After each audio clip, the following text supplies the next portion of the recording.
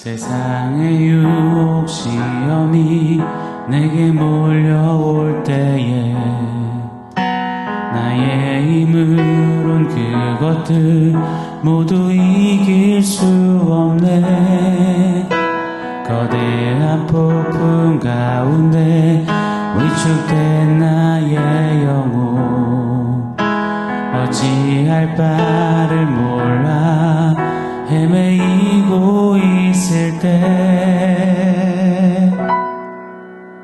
주위를 둘러보며 아무도 없는 듯 믿음의 눈을 들며 보이는 분 계시네.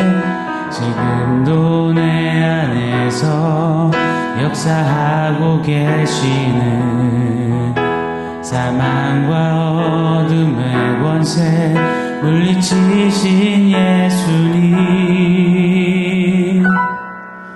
주를 찬양,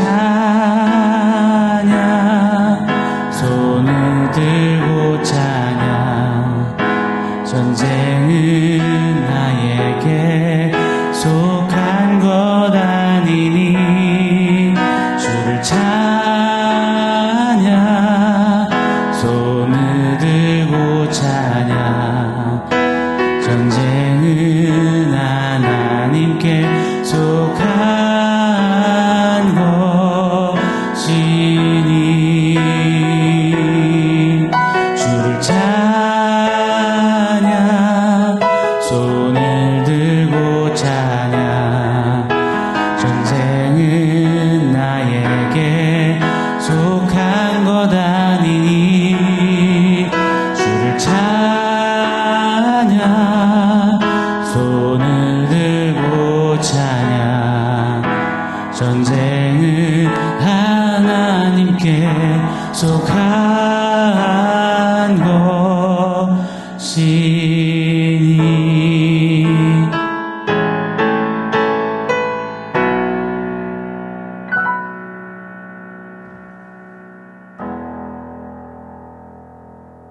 샬롬. 오늘 우리에게 주신 하나님 말씀 함께 보겠습니다. 베드로전서 4장 12절 말씀입니다. 우리 같이 읽겠습니다. 사랑하는 자들아, 너희를 연단하려고 오는 불시험을 이상한 일 당하는 것 같이 이상히 여기지 말고. 아멘. 마지막 때의 디아스포라들은 기도함으로, 뜨겁게 사랑함으로, 청지기와 같이 봉사함으로 예수 바보 행진을 해야 합니다. 주님 다시 오실 때까지요, 주님 앞에 서는 그날까지 계속해서 말입니다.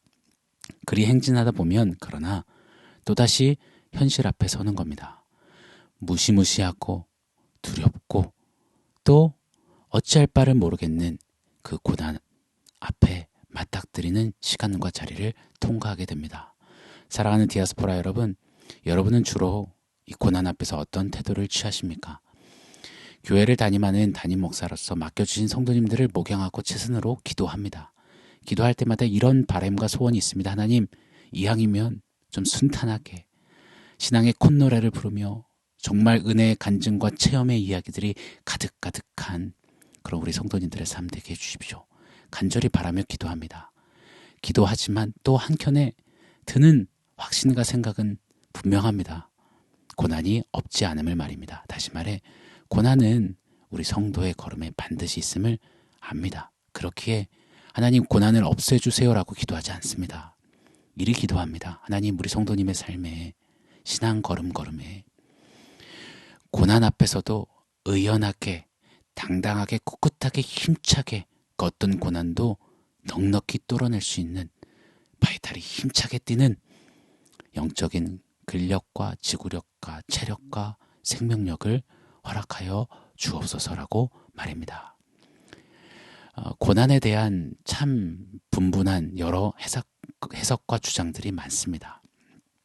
제가 청년 때 병상에 누워있을 때 어느 목사님이 병문안을 오셔서 제게 이렇게 말씀하셨습니다. 젊은 놈이 무슨 죄를 그렇게 지었길래 하나님한테 얻어맞어? 라고 말씀하셨죠. 그 당시는 뭐 그럴 수 있나 보다 했는데 돌이켜보니 지나보니 그 해석은 정말 잘못된 해석이었던 것 같습니다. 이 고난을 향한 내 관점, 내 어떤 시각, 내 판단 가지고 고난이 이렇다, 이래서 왔다라고 섣불리 이야기해서는 아니 될 것입니다. 고난은 왜보다 how, 어떻게가 더 중요하다라고 믿습니다. 고난 앞에 내가 어떤 자세와 태도를 취하여서 고난을 하나님 앞에 살아내느냐, 서느냐, 그것이 더 중요하고 더 실질적이며 더 실제라는 사실을 깨닫습니다. 오늘은 디아스포라 여정길에 질비하는 그 고난, 그 앞에서 우리가 과연 어떤 태도를 취해야 하는지, 어떤 자세를 가져야 하는지 본문 말씀 속에서 살펴보기를 원합니다. 오늘은 먼저 두 가지를 한번 살펴보기를 원해요. 제가 12절 말씀 본문 한번 더 읽어드리겠습니다. 사랑하는 자들아, 너희를 연단하려고 오는 불시험을 이상한 일 당하는 것 같이 이상히 여기지 말고. 첫 번째, 고난에는 나 혼자가 아님을 사랑하는 자야 하시는 그 하나님과 함께 지내는 자리, 시간임을 기억하고 신뢰하며 태도를, 자세를 가져야 합니다. 캄캄한 고난의 밤, 긴긴 고난의 터널을 여러분 홀로 걷는다라고 한번 상상해 보십시오. 그 자체가 얼마나 큰 절망일까요? 그런데 같은 시간 같은 자리에 누군가와 함께 걷고 누군가의 손을 잡고 있다고 한다면 이야기는 전혀 달라집니다. 얼마나 큰 용기와 힘과 격려가, 위로가 되는지 모릅니다. 한 번은 제가 턱관절이 좀 안 좋아서 병원을 갔던 적이 있습니다. 마침 저희 둘째 8살짜리, 당시 8살이었죠. 아들이 집에 있어서 아빠 갔다 올게 했더니 본인이 저와 꼭 같이 가주겠답니다. 저는 사실 내심 혼자 후다닥 다녀왔으면 했는데 같이 가주겠다고 해서 마스크도 챙겨주고 차키도 챙겨주고 또 손을 막 잡아서 끌어주더라고요. 그런데 무슨 도움이 될까 했는데 이 통증이 좀 있다 보니까 이 손잡아주는 아들이 얼마나 큰 또 마음의 위로이자 힘이 되었는지 모릅니다. 그 조그만 손이 말입니다. 고난에는 물론 이렇게 함께 걷는 디아스포라 우리 동지들이 있습니다. 그러나 우리는 정말 홀로 외로이 걷는 듯한 그 고난, 그 자리 시간을 종종 왕왕 이따금 또 자주 맞이할 때가 있는 것 같습니다. 그때 우리는 꼭 기억하는 겁니다. 혼자인 양, 외톨이인 양, 더 이상 그래서 답이 없다, 끝났다, 이제 죽는 것밖에 없다.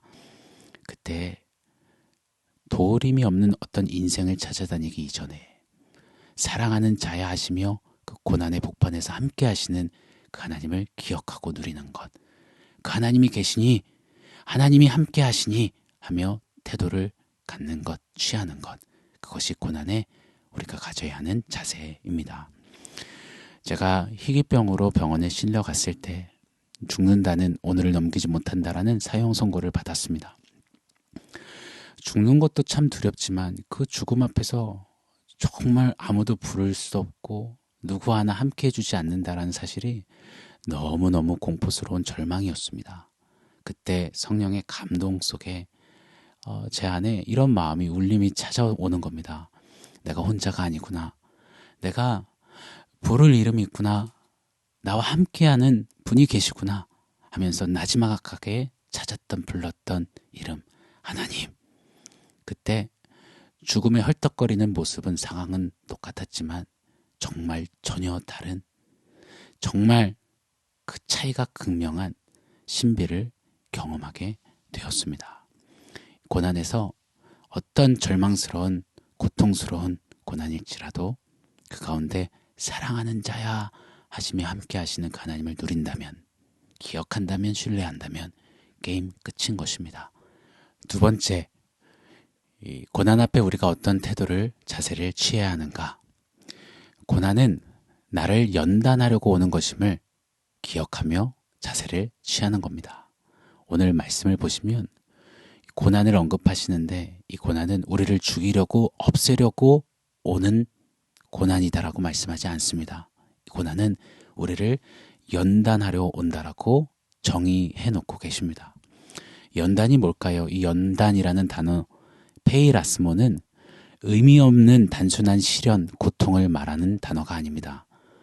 늘 이 단어 속에는 성장과 성숙을 목적으로 하고 있습니다. 담아두고 있습니다.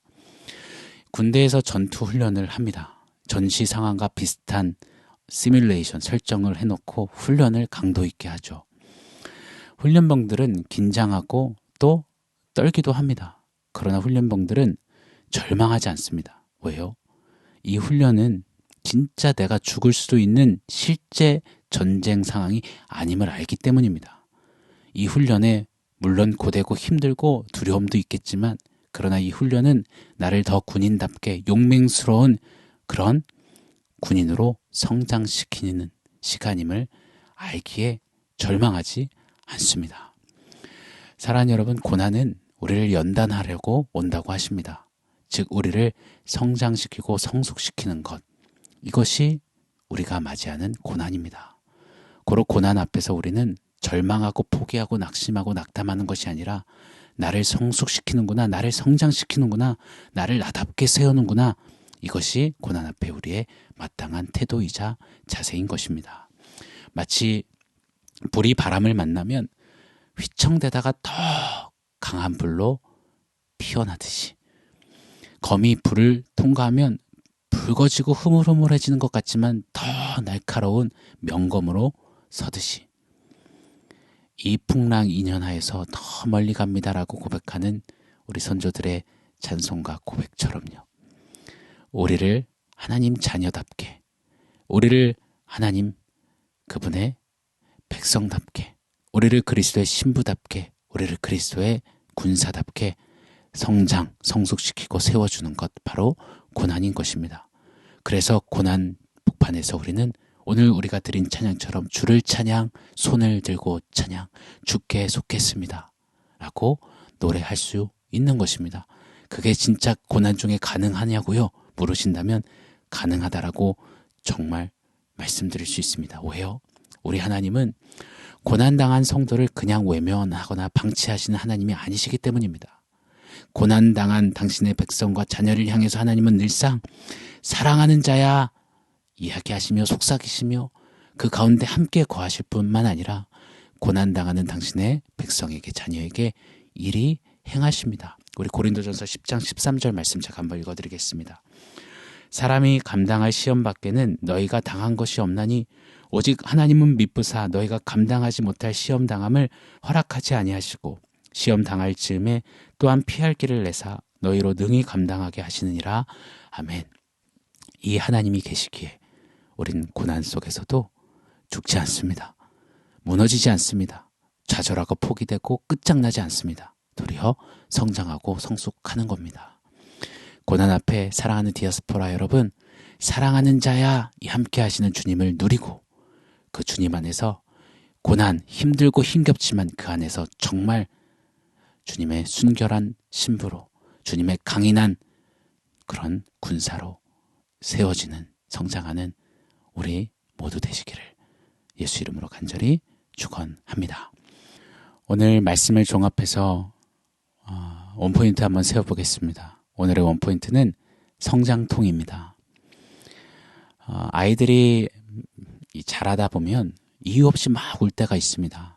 부모는 놀란 가슴에 아이를 업고 병원을 가죠. 그러면 의사 선생님은 태연하게 이런 얘기 하십니다. 성장통입니다.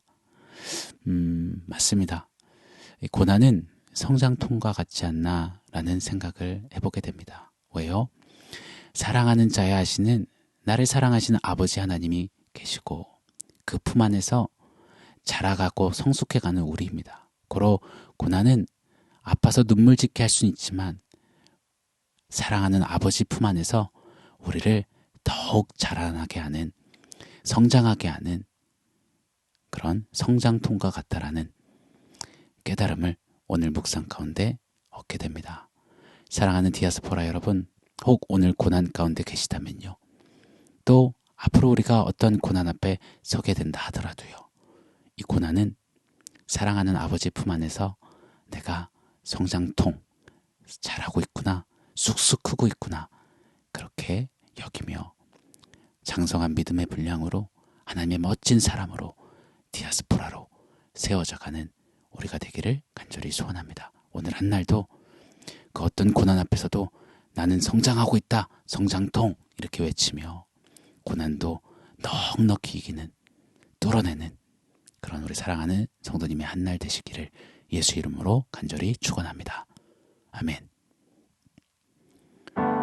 사랑하는 성도 여러분, 오늘 말씀과 원포인트 기억하면서 우리 함께 기도하겠습니다. 하나님, 디아스포라 여정길에 맞이하는 고난, 그 앞에 당황하고 포기하지 않게 하시고 절망하지 않게 하시고 사랑하는 자야 하시는 그 하나님과 함께함을 믿고 그 하나님 품 안에서 오히려 고난 속에 성장하고 성숙하는 그런 내가 되게 해주십시오. 혹 오늘 한 날도 어떤 고난일지라도 그렇게 주님 안에서 넉넉히 이기며 승리하는 그런 나의 삶, 나의 하루 되게 하여 주십시오. 우리 그렇게 기도하며 나가도록 하겠습니다.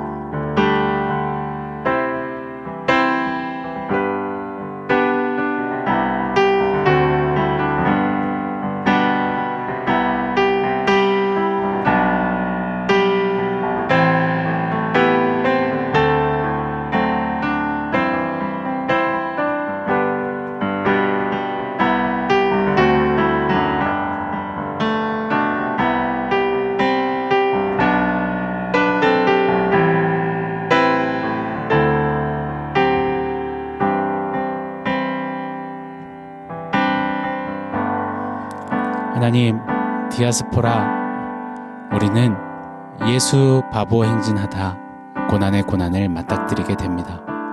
그때 좌절하고 포기하지 않게 하시고 사랑한다 하시는 그 주님과 함께함을 믿고 신뢰하며 그 주님 품 안에서 하나님 더욱더 성장하고 성숙하는, 그래서 더 순결하고 정결한 주님의 신부요 군사로 세워지는, 고난도 넉넉히 이기는 그런 하나님의 사람들 우리 모두 되게 하여 주옵소서.